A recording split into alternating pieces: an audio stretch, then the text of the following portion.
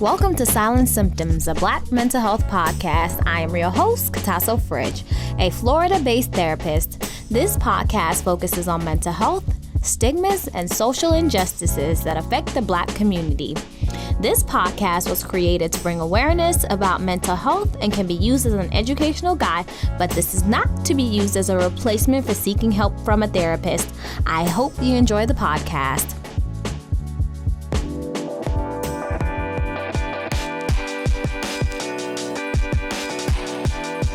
Hi, welcome to Silent Symptoms of Black Mental Health Podcast. I am your host. So today I wanted to talk about microaggressions. Why microaggressions? Because a lot of people experience microaggressions on a daily basis, out of work, in the professional world, every single place that you can think of. What are microaggressions, might you ask? So microaggressions are actually statements, behaviors, comments, and they're meant to be snub. Sometimes they're direct, sometimes they're indirect. So this may be intentional or unintentional. There are people out there who actually make these comments not knowing that they may come off as offensive. So I'm actually one person that has dealt with microaggressions in different environments. Number one, I'm a Black woman, a professional one at that is an immigrant. An immigrant? Yes, an immigrant.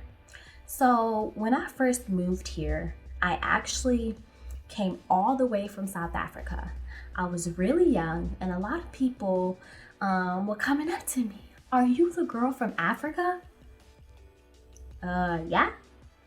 And they would say, oh, but you don't look like you're from Africa. But what do people from Africa look like? Well, think about it. They thought that they were giving me a compliment. What they see on television is poor people living in shacks, a third world country, nowhere to go, there are no clothes, just poor suffering. And how could you blame them? Because when I first moved here, I would see commercials about save your children or save our children. I can't remember what it's called. And the kids were drinking water and they were asking for 2 cents donations or a cent donation to be sent over to Africa for these poor children. So people didn't expect me to look the way that I did, like a Black person.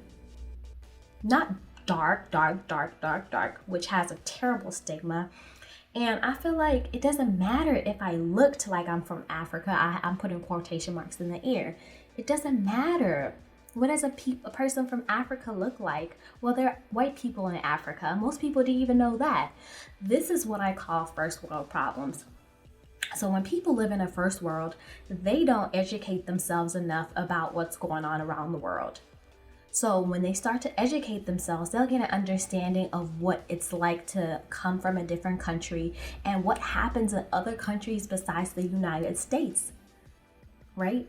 A lot of third world countries get in-depth education about what it means to live in a first world country, a third world country, or everything that's going on around the world.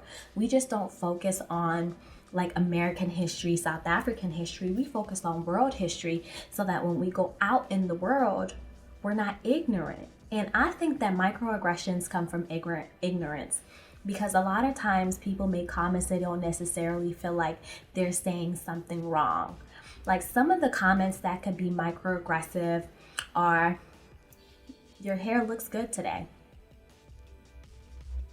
So are you trying to say my hair doesn't look good every other day? Oh, wow, your hair looks big today. What does that mean? Are you saying something about my natural hair? Oh, your locks look so neat. Oh my goodness, you're so articulated. So what are you saying? Especially when you say that to people who are immigrants or people who are minorities. A lot of microaggressions actually happen to people who are marginalized or considered to be of the minority, like the LGBT community, people of color, and also people who are immigrants or people who aren't within the status quo, like women. And like a lot of times people feel like, oh, women are not minorities. Yes, they are, right? And when you look at the bigger picture, sometimes other people are considered minorities that don't necessarily fit the picture. Some people feel like man can't be a minority. It depends on what circumstances. For instance, a white man that comes from a different country can still be considered a minority because they have that part of them that is not part of the status quo. When you see a white man, you feel like they're from America or from some privileged background. Sometimes that's not true, but most of the time, they are the majority.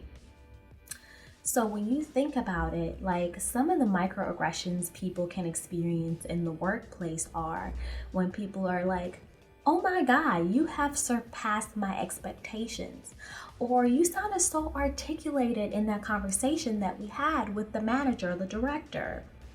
Or comments that really don't add up to be what they're meant to be. Like if you come to me and say, ask me as a Black woman, as an immigrant, and say, who taught you how to speak that well? Where are you from?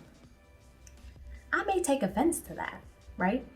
When I was growing up, actually, and when I first moved to America, a lot of my teachers actually were very microaggressive.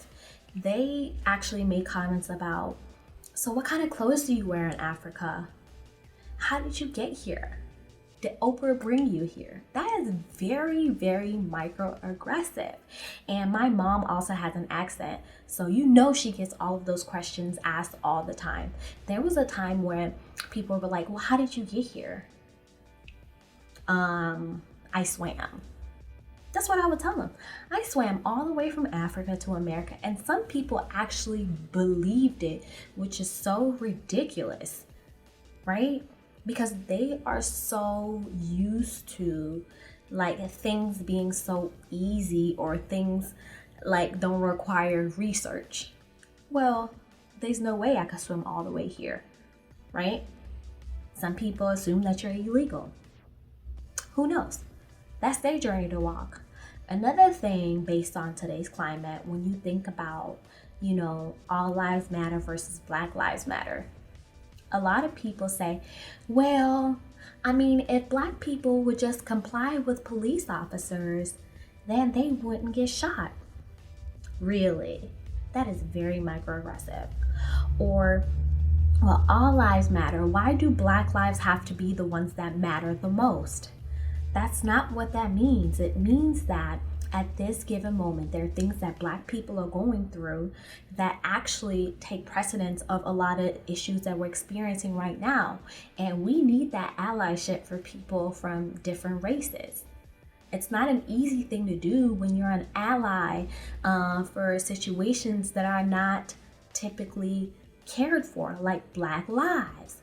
So just because we say Black Lives Matter doesn't mean that all lives don't matter, right? That is all included in that narrative. We're all trying to work together to see how we could create an environment that is conducive to Black people and conducive to America. And a lot of people don't get that. And it's so sad to see, but at the end of the day, if you don't know better, you won't do better, right? So I want you guys to really take the opportunity to think about the things that you say to people before you actually say them.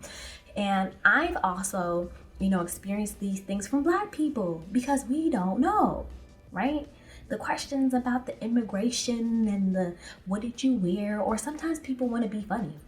I don't take offense to it because I know better. I know that ignorance is bliss, and when people find things funny, they find it funny. But at the end of the day, I pride myself in giving education to people that don't know about microaggressions or don't know about immigrants or being a Black person, or, other people can share their experiences being of the LGBTQ community. So each person has a responsibility to play in the role of microaggressions, because I can be guilty of that if I continue down the path of, ignorance at some point if I am giving somebody a compliment that's not really a compliment. Like earlier I mentioned, oh, your hair looks good today. If I said that to someone, that will be offensive because somebody will be like, what do you mean? Right? Or, okay. But a lot of times I hear people saying that, or your outfit today is a lot different than you usually have it. So what are you saying? Right? So it's the little things that we say to people that can actually play an effect on how they view themselves or how others view them. So what are the steps can we take to address all of these microaggressions in and out of work? Number one, you really, really have to discern. That's the first step. Discern whether or not you want to address the situation. Discern about how that makes you feel. Are you feeling offended that the person do it on purpose? Has it happened multiple times? Right? So you think about those things and then you decide how you're going to take course from there. Number two, disarm. When you disarm someone, you are trying to have that uncomfortable conversation. So you're disarming them, letting them know that it makes you feel uncomfortable.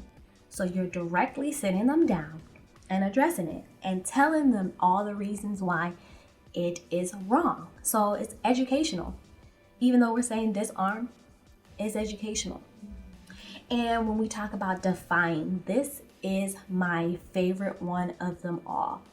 So my favorite line when people say things that may be rude, that make me feel uncomfortable or a little weird, I say, what do you mean by that? Because a lot of times people have no idea that they may be confronted in that way. They're going to be like, what do you mean by that?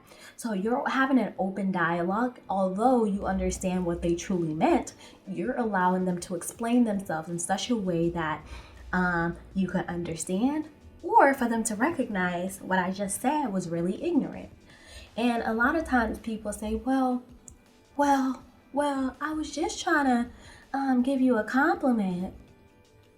You don't look like you're from Africa, or you sound like you can articulate yourself. I feel like that's a compliment, and that's your opportunity to kind of give an explanation as to why somebody may view that as offensive. So you pose the question and they give you an answer as to why they said what they said. And sometimes they may backtrack. Oh, I didn't mean it like that, because they understand what they just said was rude. And then the last one is decide. Decide if you want to do any of the above, because at the end of the day, everyone is different. We address situation in different manners. We really don't all want to go through the list of trying to disarm someone, discern, or even defy. We probably may let it go, but I don't recommend you letting these comments go, because it will continue to happen. And the best way to do it is not being confrontational, but being educational. A lot of times people don't know, or sometimes they do it on purpose. So when you educate them, they won't do it again, because they know that you caught them red-handed.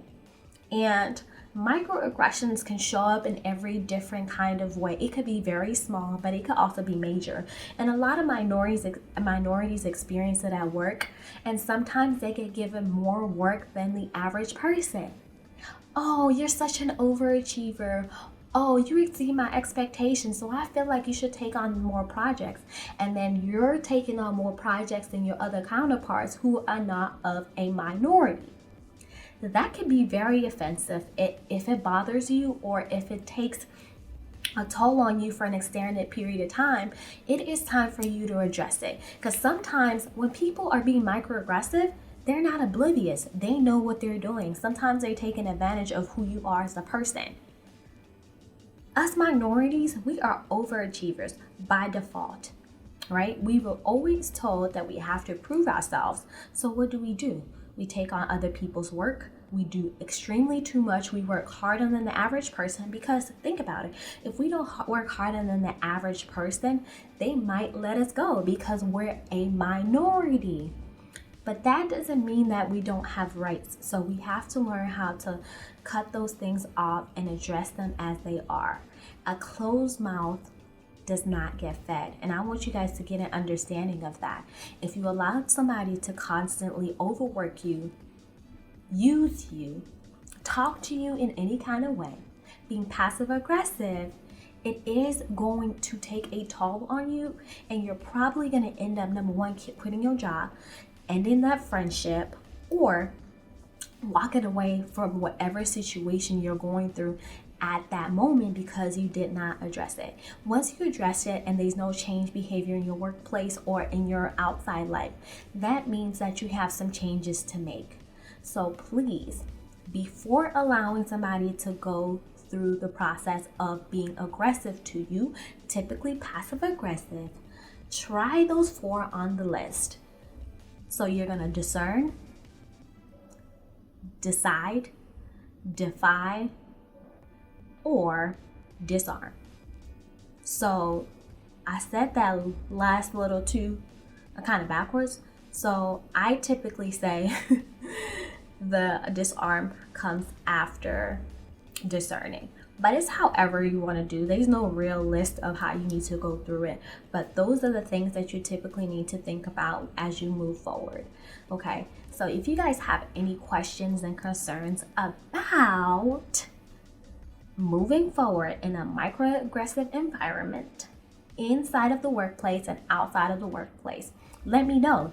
And if you have any topics that you want me to cover, I'm more than happy to do so. Some of you guys send me emails to ask about a topic that I need to cover.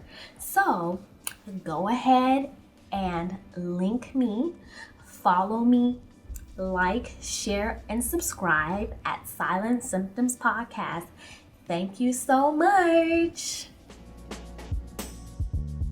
Thank you for tuning in. Please be sure to like, share, and subscribe to our podcast. You can catch us on Anchor and all your favorite media streams. Follow us on Instagram, Facebook, and YouTube at Silent Symptoms Podcast. Let us know if you have any feedback or topics that you would like to hear.